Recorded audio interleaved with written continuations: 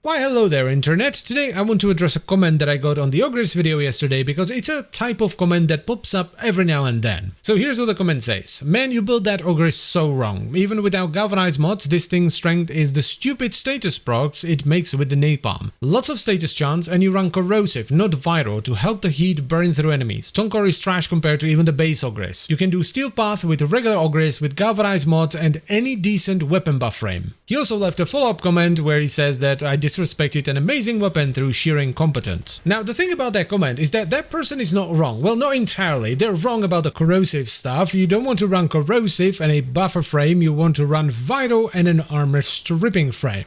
If I take a raw realist Rhino with 281% power strength and combine it with a slightly more advanced Ogre setup, which actually has primary merciless as well as galvanized chamber and then runs corrosive and heat with Brand Firestorm for maximum AoE, and I take it into level 150 steel path, it will do some decent damage. It will blow up most of the small guys right away, instantly stacking merciless so you don't have to worry about the ramp up there, and then it will slowly burn down the beefier enemies. But if I use a frost setup that has enough power strength to strip away all the enemy armor instead and run vital on the weapon instead of corrosive, I can absolutely demolish steel path with the Ogres. Now, am I just proving myself more wrong by doing this? Well, yes, but also no. Because when I equip my Frost with a basic Bratton setup, not Incarnate Bratton, and I'm also not running galvanized mods or an arcane, I can also destroy the steel path. Does that mean that I should recommend the Bratton as a viable steel path weapon?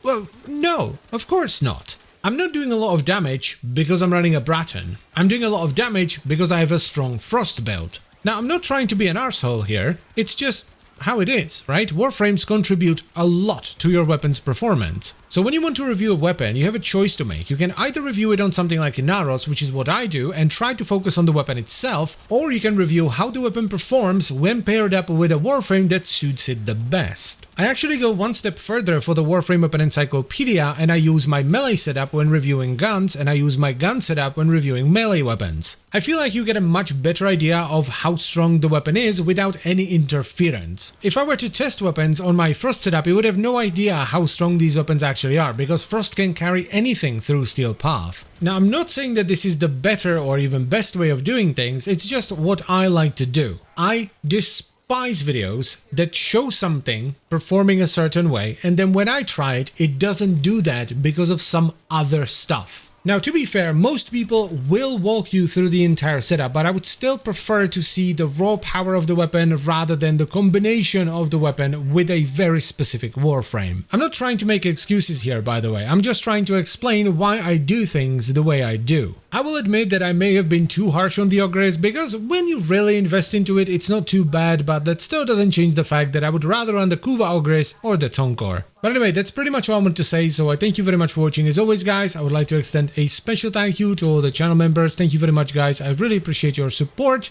and I will see you next time. Bye-bye.